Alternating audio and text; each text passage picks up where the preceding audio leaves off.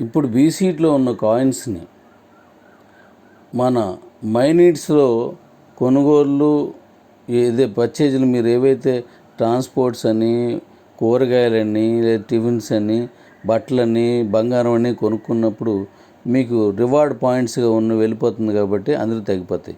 మీరు ఏ రేటుగా నమ్ముకోవచ్చు. నేను రూ. 100 పిన్ అని తీసేస్తాను కాబట్టి మీరు తక్కువకి అమ్ముకోవచ్చు, ఎక్కువకి అమ్ముకోవచ్చు. అమ్మేవాళ్ళు ఎవరు లేకపోతే తక్కువకి వెళ్తుంది, ఎక్కువకి వెళ్తుంది. అమ్మేవాళ్ళు ఎక్కువైంది అయినప్పుడు తగ్గుతూ ఉంటుంది. ఎన్ని అమ్ముకున్నా మీ దగ్గర ఉన్న శాలబుల్ కాయిన్స్ వరకే చేస్తారు. మీ దగ్గర ఉన్న శాలబుల్ కాయిన్స్ ఇవాళ ఏమవుతాయంటే అవి మీకు మీ దగ్గర ఉన్నాయి. ఇప్పుడు నాకు ఈ 2.5గా వచ్చిగా ఉన్నాయి 2.5 కోట్ల నుంచి 3 కోట్ల కాయిన్స్ ఉన్నాయి. ఇవన్నీ కలిపి ఇందులో వచ్చినవి. ఇందులో మీకు కొన్ని ఇంటర్నేషనల్ ఎక్స్చేంజ్కి ఇస్తాను, కొంత పర్సెంటేజ్ బీసీట్లోకి ఇస్తాను. ఇలా బీసీట్లోకి వచ్చినటువంటి కాయిన్స్ ఏవైతే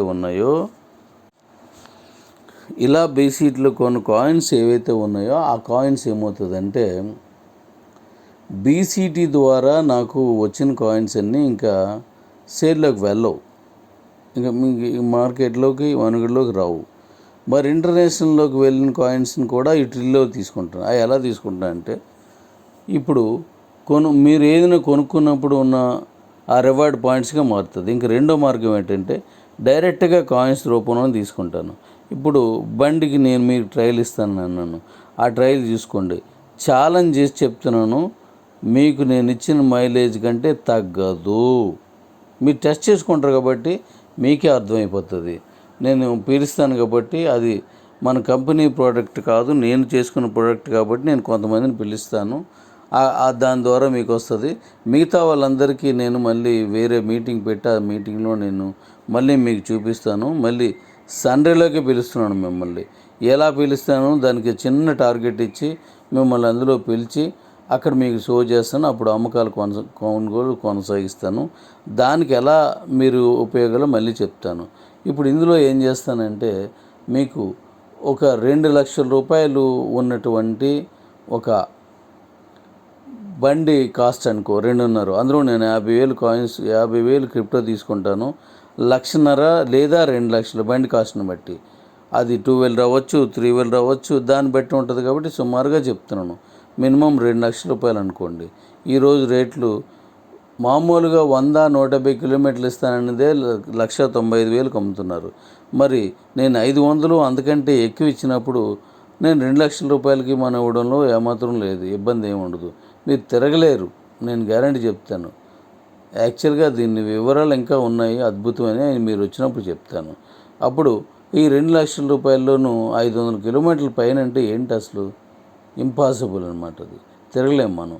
ఇప్పుడు మీకు ఆ 50,000 రూపాయలు ఇచ్చాను అనుకోండి, అందులో క్రిప్టోని, మిగతా 1,50,000 మీరు క్యాష్ ఇస్తారు. అది కొనుక్కునేవాడు ఎవడైతే వాళ్ళు ఆయా షోరూముల్లో, మన ఏ షోరూమ్లు ఉండవు, బయట షోరూమ్లకు వెళ్ళిపోద్ది కాబట్టి ఆయా షోరూముల్లో ఇస్తాను. అప్పుడు ఈ 50,000లో 80% అంటే 40,000 రూపాయలు ఈ సమానమైనటువంటి బీసీట్లో కాయిన్స్ కొంటాను నేను.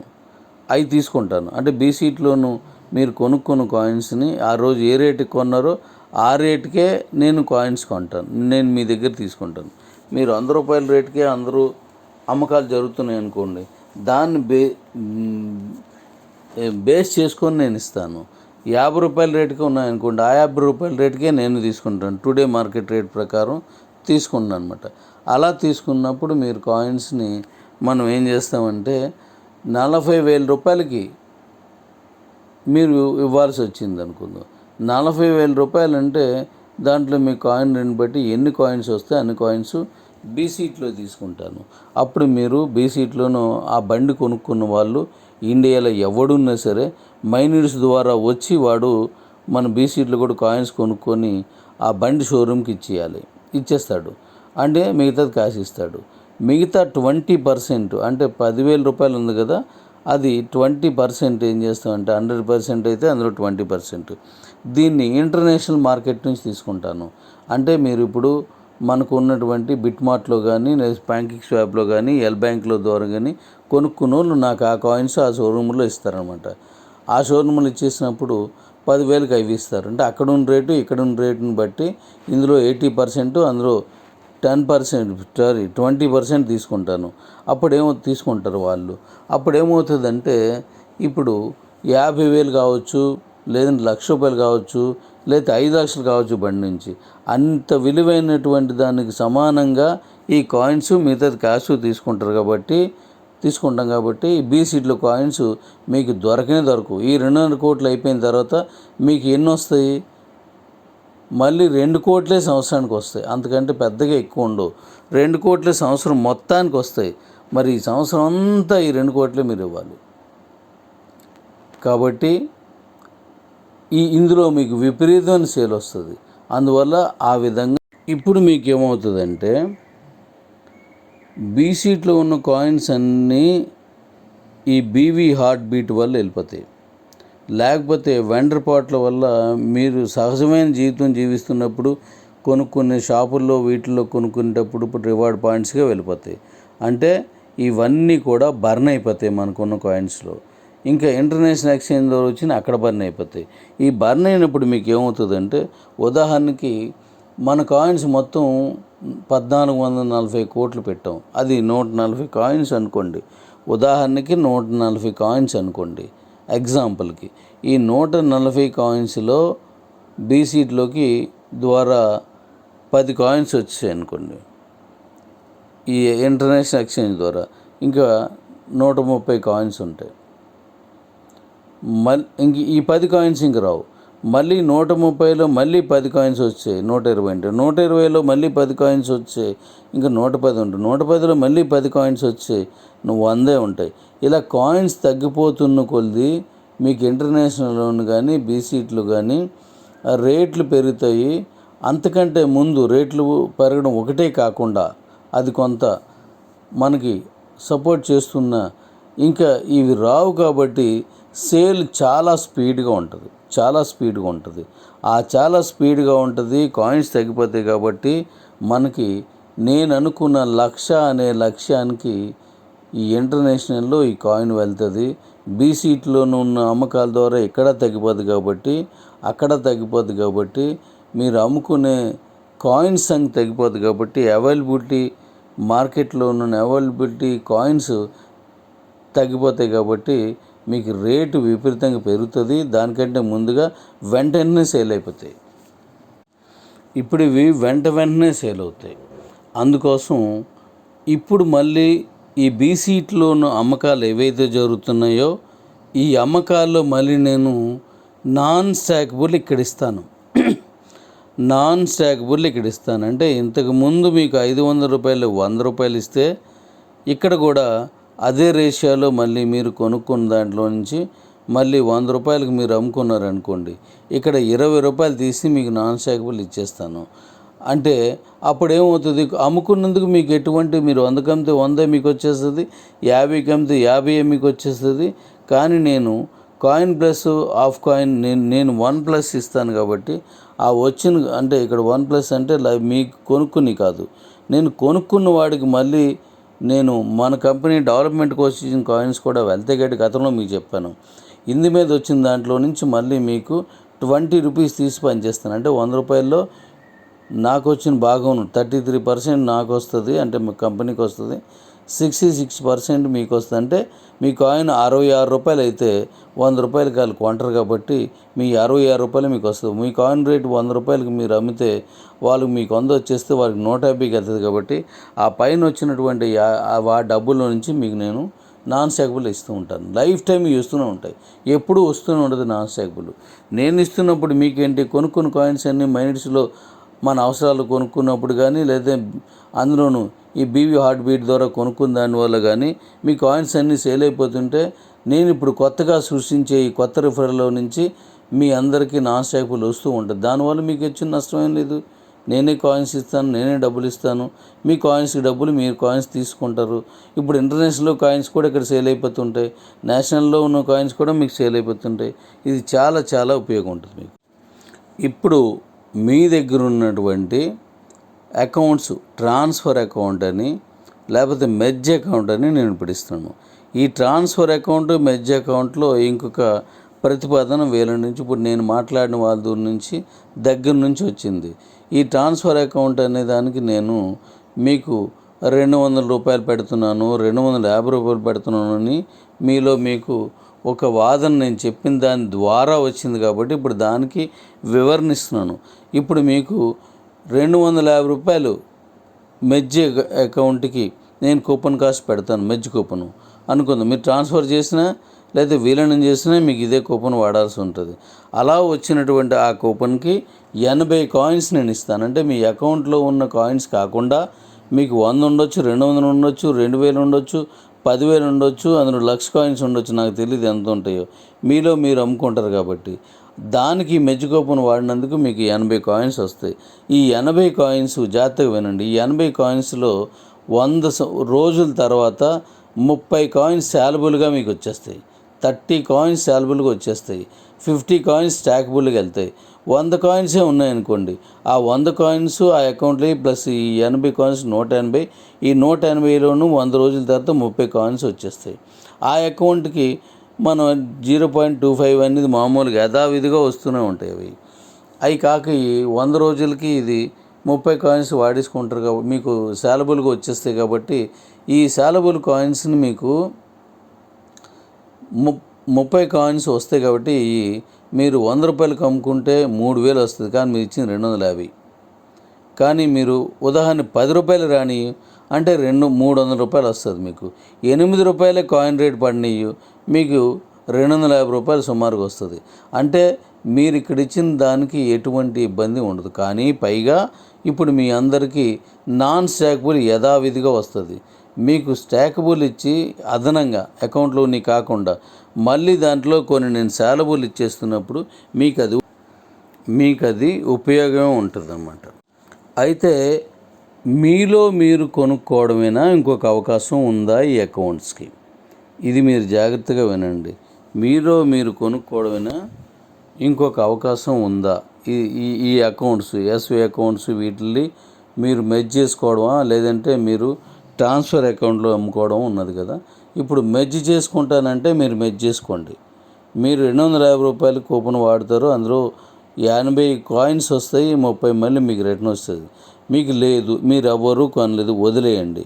నేనే ఇప్పుడు ఏం చేస్తానంటే మైనీడ్స్ ద్వారా వచ్చిన వాళ్ళు మీకు తెలియకుండా ఇప్పుడు మైనీడ్స్ ద్వారా వచ్చిన వాళ్ళు 2,50,000 మంది సుమారుగా ఆ అకౌంట్స్ కావాలని అడుగుతున్నారు. వాళ్ళ దగ్గర శాలబుల్ కాయిన్స్ లేవు, మీ దగ్గరే ఉన్నాయి. మీ అందరి దగ్గర ముందు కొనుక్కున్న వాళ్ళ దగ్గర ఉన్నాయి. ఇప్పుడు కొత్తగా వచ్చిన వాళ్ళ దగ్గర అవి లేవు. మీరు ట్రాన్స్ఫర్ చేసుకున్నారన్నా లేకపోతే కొత్త వాళ్ళకి ఇస్తున్నా, లేదా మీరు మెర్జ్ చేసుకున్నా మీరు వాడుకోండి, ఆ కూపన్ వాడుకొని. మీకు ఇబ్బంది అనుకుంటే మీ డబ్బులు మీకు వచ్చేస్తాయి. ఇప్పుడు వీళ్ళకి ట్రాన్స్ఫర్ చేస్తాను. అది ఎలా చేస్తానో దానికి ఒక ఆప్షన్ ఇస్తాను. మీరు అమ్మేసుకోవాలని అనుకున్న వాళ్ళు ఎవరున్నారో దాన్ని మీరు ఇంటిమేట్ చేస్తే చాలు మీ అకౌంట్లో. అది అమ్ముకోవడానికి కొనుక్కున్న వాళ్ళకి అది అవైలబిలిటీ ఉండేలా చూస్తున్నాను. వాళ్ళకి కనిపిస్తుంది, వాళ్ళు ఆ అకౌంట్ను కొనుక్కుంటారు. అందులో ఎన్ని కాయిన్స్ ఉన్నాయో వాళ్ళకి కనబడవు. వాళ్ళకి 80 కాయిన్స్ వస్తాయి, 250 రూపాయలు ఇస్తారు. 30 కాయిన్స్ మళ్ళీ శాలబుల్కి వచ్చేస్తాయి. ఆటోమేటిక్గా వాళ్ళకి 10 రూపాయలకి అమ్ముకున్నా సరే మళ్ళీ 300 రూపాయలు వస్తాయి. కాబట్టి వాళ్ళు మళ్ళీ అకౌంట్ కొనుక్కుంటారు. ఈ కాయిన్స్ కలుస్తాయి. వాళ్ళకి నేను 2,50,000 మంది ఉన్నారు. వాళ్ళ నుంచి మీకు మీ అకౌంట్స్లోకి డబ్బులు వచ్చేలాగా నేను ఏర్పాటు చేస్తున్నాను. అలా మీకు వచ్చేసినప్పుడు మీకు వచ్చిన నష్టమే లేదు. మీరే మెర్జ్ చేసుకోవాల్సిన పని కూడా మీకు లేదు. నేను ఆ వెసులుబాటు కూడా నేను సరెండర్ అకౌంట్కి బదులుగా ఇది ఇస్తున్నాను. అప్పుడు అందులో మీకు వెళ్ళకపోతే కొంత టైం తీసుకొని ఆ సరెండర్ అకౌంట్ని కన్ఫర్మ్ చేసుకొని నేను ఆ డబ్బులు మీకు పంపించేస్తాను. ఎట్టి పరిస్థితుల్లోనూ మీకు రాదు. దానికి ఇంకొక ఆప్షన్ ఉంది. అంటే మీకు ఉండిపోవు అకౌంట్స్, దానికి ఇంకొక ఆప్షన్ ఉంది.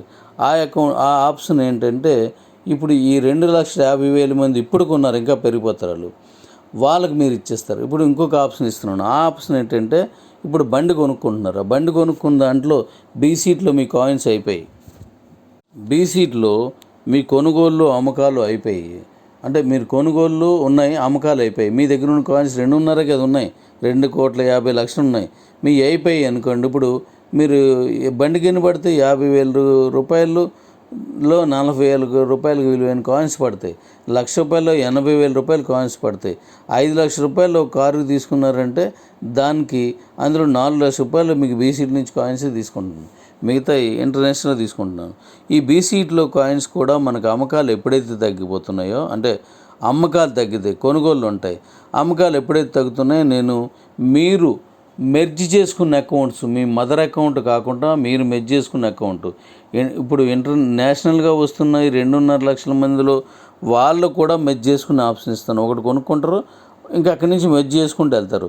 ఆ మెర్జ్ చేసుకున్న అకౌంట్స్కి ఏం చేస్తానంటే, అకౌంట్ పరంగా ఈ బండి కొనుగోలు చేసుకున్నప్పుడు వాళ్ళు ఈ కట్టాల్సినటువంటి డబ్బులు ఏవైతే ఉన్నాయో దానికి బదులుగా క్రిప్టో తీసుకున్నప్పుడు అకౌంట్ పరంగా దాన్ని కొనుక్కుంటాం. అది కొనుక్కుని ఏర్పటిస్తాను వాళ్ళకి. అంటే మీ దగ్గర ఒక 1000 కాయిన్స్ ఉన్నాయి. అప్పుడు మీ కాయిన్ రూ. 40 ఉందనుకోండి ఎగ్జాంపుల్కి. నేను స్టాకబుల్ కాయిన్స్ కొంటున్నాను. ఇప్పుడు చూడండి, సాలబుల్ కాయిన్ కాదు, స్టాకబుల్ కాయిన్స్ కొంటున్నాను. ఏది ఇప్పుడు ఈ బండి కొనుక్కున్న వాళ్ళు, ఆటో కొనుక్కున్న వాళ్ళు, కారు కొనుక్కున్న వాళ్ళు ఎవరైతే ఉన్నారో వాళ్ళకి, అలాగే మీకు షాపుల్లోకి వాడుకునే వాళ్ళకి, అలాగూ లూజ్ మీ దగ్గర ఉన్న వాటిలన్నీ రివార్డ్ పాయింట్స్గా వెళ్తాయి. కానీ ఈ కొనుక్కున్నప్పుడు 1000 కాయిన్స్ ఆ అకౌంట్లో ఉన్నాయనుకోండి, మెర్జ్ చేసుకునే అకౌంట్లో మీరు ఇచ్చేస్తే, మీకు కావాలంటే ఆ మొత్తం కాయిన్స్ అన్నీ రూ. 40 రేట్ పెట్టాను అనుకోండి, కాయిన్ రేటు ఆ 1000 ఇంటూ రూ. 40 అంటే 40,000 రూపాయలు. ఆ 40,000 రూపాయలకి ఆ అకౌంట్ మొత్తం నా బండికి కనెక్ట్ చేస్తాను. మీ అకౌంట్ మీకు డెలిట్ అయిపోద్ది. ఆ 40,000 రూపాయలు మీకు క్యాష్ అయిపోద్ది. అలాగే మీ దగ్గర ఒకవేళ ఇంకా కారుకి దీనికి సంబంధించి తీసుకున్నాను అనుకోండి, ఇంకా ఎక్కువ ఉంటుంది. ఒకవేళ coin rate, stackable coin rate రూ. 20 ఉన్నదనుకోండి, ఆవేళ మీకు మార్కెట్ రేట్లోనూ నేను రూ. 20 పెట్టాను అనుకోండి, మీ దగ్గర 2,000 కాయిన్స్ ఉన్నాయనుకోండి స్టాకబుల్లోను, ఆ 2,000 కాయిన్స్ ఆ అకౌంట్ మొత్తం లేపేసి అకౌంట్ పరంగా గంప గుర్తుగా ఆ అకౌంట్ మొత్తం కొనేస్తాను. అంటే ఈవేళ మీరు 500కే కొనొచ్చు ఆ అకౌంట్. ఇవాళ మిగతా వాళ్ళు మైనిట్స్ నుంచి వచ్చిన 2.5 లక్షల మంది, అంతకంటే పైన ఉన్న వాళ్ళు అది 500 రూపాయలకే మీకు కొనవచ్చు. కానీ వాళ్ళకి దానికి ఏమవుతుంది, 40,000 50,000 1,00,000 ఆ అకౌంట్ మొత్తానికి దీన్ని నేను కనెక్ట్ చేస్తున్నాను. మొత్తం గంపగొత్తుగా మొత్తం అకౌంట్ లేపేస్తాను. అలా లేపేసినప్పుడు మీ స్టాకబుల్ కాయిన్స్ అన్నీ కొనేస్తామంట. సాలబుల్ అయితే మీరు లూజ్గా మీరు అమ్ముకుంటారు. అప్పుడు అకౌంట్ పరంగా అమ్మేసుకోండి. దానికి కూడా నాన్ స్టాకబుల్ వచ్చేటట్టు చేస్తున్నాను. దానికి కూడా నాన్ స్టాకబుల్ మీకు వచ్చి. ఇప్పుడు చెప్పండి, మీకు సాలబుల్ కాయిన్స్ని బీసీట్లో నమ్ముకోవడానికి మీకు ఈ వెసులుబాటు ఇచ్చి 100 రూపాయలన్నీ తీసేయడం వల్ల ఎవరు తక్కువకు అమ్ముకుంటే వాళ్ళకి సేల్ ఎక్కువ పెరగచ్చు. కాయిన్స్ ఏమీ లేకపోతే రేటు పెరిగిపోతూ ఉంటుంది. ఇంటర్నేషనల్ ఎక్స్చేంజ్లోనూ కొంత పర్సెంటేజ్ ఇస్తాను కాబట్టి, కొంత పర్సెంటేజ్ బీసీటీకి ఇస్తాను కాబట్టి, మీరు కేవైసీ చేసుకున్నవన్నీ బీసీ ఇంటర్నేషనల్కి వెళ్తాయి. కొంత పర్సెంటేజు కేవైసీ చేసుకోలేనివన్నింటిని అకౌంట్స్ ట్రాన్స్ఫర్లోను మెర్జ్లోను వెళ్ళిపోతాయి. అలా మెర్జ్ అయిపోయిన అకౌంట్లు కూడా గంప గుత్తుగా మొత్తం అకౌంటే మీరు అమ్మేసుకునే సదుపాయం ఇస్తూ, ఈవేళ మీరు 500 రూపాయలకో లేదంటే ఆ అకౌంట్ ఏదో రేటు మీరు కొంటారు. ఏ రేటు కొంటారో నాకు తెలీదు. అది మీలో మీరు అమ్ముకుంటే, లేదు అమ్మేస్తాను అనే ఆప్షన్ మీకు ఇస్తాను, నేను అమ్ముతాను అనుకుంటే మీరు ఆ అమ్ముతాననే ఆప్షన్ మీరు టచ్ చేసేయండి. ఆ అకౌంట్ అమ్మేసి ఆ డబ్బులు మీకు పంపించేస్తాను. ఆ అకౌంట్ నేనే అమ్మేస్తాను, ఆ డబ్బులు మీకు పంపిస్తాను. ఇలా ఈ అకౌంట్స్ కొనుక్కున్న వాళ్ళు, లేదా అకౌంట్స్ కొనుక్కొని మెర్జ్ చేసుకున్న వాళ్ళు, బయట వాళ్ళు, మీరు కాకుండా మీరే కూడా ఆ అకౌంట్ పరంగా మొత్తం తీసుకుంటాను. ఆ మొత్తం తీసుకున్న వాటికి ఒక రేట్ ఇచ్చి స్టాకబుల్ కొనుక్కుంటాను. సాలబుల్ కాదు.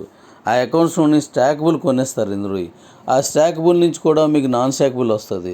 మీరు ఈ బండి అమ్మినప్పుడు కూడా కొనుక్కున్న వాడి నుంచి మళ్ళీ మీకు నాన్ స్టాకబుల్ వస్తుంది. అంటే ఎన్ని ఉపయోగాలు చూడండి. ఇప్పుడు కొత్తగా వచ్చే రిఫరల్ మీకు ఎంత ఉపయోగపడుతుంది, ఎంత డబ్బు వస్తుందో మీరు చూడండి. ఇది కొత్తగా వచ్చింది కాబట్టి ఇలాంటి ఫెసిలిటీ మీకు ఇస్తున్నప్పుడు మీ అకౌంట్స్ మిగలవు. మీరేమీ కంగారు పడకండి. మీరు అలా ఇవ్వలేని పక్షంలో మీకు అది ఈ సరెండర్ అకౌంట్ అనేదే ఇప్పుడు పర్చేజ్ అకౌంట్ కింద ఇస్తున్నాను. అలా వాళ్ళు కొనకపోతే నేనే కొనేసుకొని ఆ అకౌంట్ నేనే తీసేసుకొని నేను మీకు ఆ డబ్బులు పంపించిస్తాను. నేనే తీసుకుంటే స్టాకబుల్ కాయిన్స్ అప్పుడు నేనే అమ్మేసుకుంటాను. అది నేను కొనుక్కున్న కాయిన్స్, నేను కొనుక్కున్న అకౌంట్లని నేనే ఇప్పుడు ఈ బీవీ హార్ట్ దీంట్లో నేను అమ్మేసుకోవడం ఇలా చేస్తాను.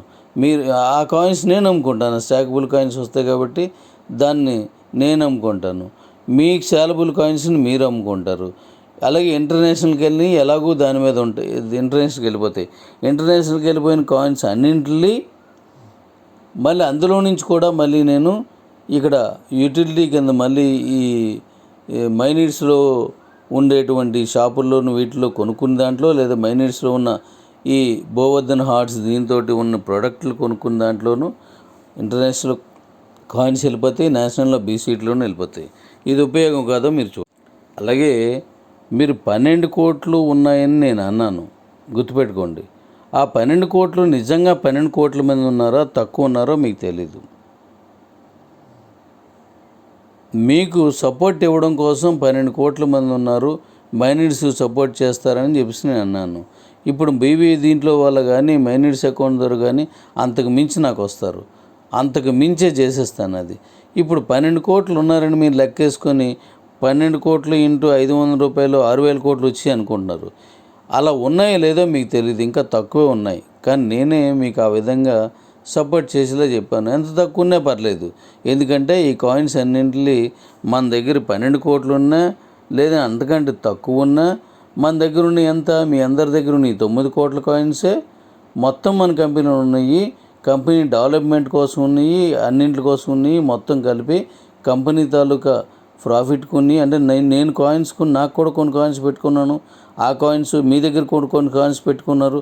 ఆ కాయిన్స్ అలాగే కంపెనీ డెవలప్మెంట్ కోసం కొన్ని కాయిన్స్ పెట్టాను. ఈ కాయిన్స్ ఇవన్నీ కలిపి 1,440 కోట్లు ఉన్నాయి. ఇవి ఇంతకు మించి లేవు. కానీ 12 కోట్లు రావచ్చు, ఇప్పుడు అంతకు మించి 100 కోట్ల మంది రావచ్చు. వీళ్ళందరూ ఈ 12 కోట్ల కాయిన్సే వాడాలి, అంతకు మించి లేదు. కాబట్టి మీరు ఏం టెన్షన్ తీసుకొని అరే బాబు కంపెనీకి ఎంత వెళ్ళిపోయింది, ఆయన చాలా వచ్చాయని అనుకోకండి. మీ కాయిన్స్ మీరు అమ్ముకొని మీరు ఎలాగైతే డబ్బులు వాడుకుంటారో మరి నేను మీ కంపెనీ కాయిన్స్ కూడా నేను వాడుకోవాలి కదా, కానీ నేను కంపెనీకి వాడుతున్నాను. ఇప్పుడు అన్నింటికంటే ముఖ్యమైన విషయం మరొకటి చెప్తాను, అది వినండి. అది వింటే మీకు అర్థమవుతుంది ఇది ఏంటి ఎలాగా అనేది. జాగ్రత్తగా వింటే మీకు దాని విషయం కూడా మీకు అర్థమవుతుంది. మీరందరూ మీలో మీరే ఈ జూములు పెట్టేసుకొని మీలో మీరే ఈ గ్రూపుల్లో పెట్టేసుకొని డబ్బులు వచ్చాయి కంపెనీకి అని అనుకుంటున్నారు. ఎన్ని డబ్బులు వచ్చాయో మీకు తెలియదు.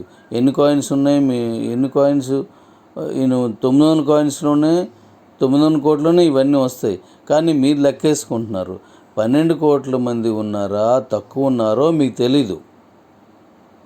ఎన్ని ఉన్నా ఈ 9 కోట్లు 1440 కోట్లోనే ఉంటాయి. ఇవన్నీ ఒక్కొక్క కాయిన్ ఉన్నాయండి, 100 కాయిన్సే ఉన్నాయండి. ఎన్ని ఉన్నా సరే ఇందులోనే ఉంటాయి. కాబట్టి మీరు అనవసరంగా దాని మీద మీరు బెంగ పెట్టేసుకొని ఏదో అయిపోయింది ఎలాగ అనుకోకండి. నేను ప్రతిదానికి సమాధానం చెప్తాను, ప్రతిదాన్ని క్లియర్ చేస్తాను. అతి త్వరలో మీకు లాభాల బాటలోకి ఇంకా వెళ్తుంది. లేకపోతే మీరు వదిలించుకుందాం, దండం పెట్టేద్దాం ఈ అకౌంట్కి అంటే చెప్పండి. ఆ ట్రాన్స్ఫర్ అకౌంట్కే పర్చేజ్ అకౌంట్స్ అని, అంటే మెర్జ్ అకౌంట్ అని ఒకటి, ట్రాన్స్ఫర్ అకౌంట్ అని ఒకటి, ఇంకొకటి ఈ మెర్జ్ చేసుకోవడానికి మీకు ఇష్టం లేదు, ట్రాన్స్ఫర్ చేయడానికి మీకు అవకాశం లేదు చెప్పండి. దానికి పర్చేజ్ అకౌంట్ అనే ఆప్షన్, దాన్నే నేను సరెండర్ అని మాట్లాడాను. ఇప్పుడు నేను సరెండర్ చేయాల్సిన అవసరం లేదు. అవసరమే లేదు, ఎందుకంటే నేను ఇంటర్నేషనల్కి ఇచ్చాను. ఇప్పుడు సరెండర్ అవసరం లేదు, పర్చేజ్కి ఇచ్చేస్తాను. పర్చేజ్కి ఎవరు కొనుక్కొని నేను కొనుక్కోండి.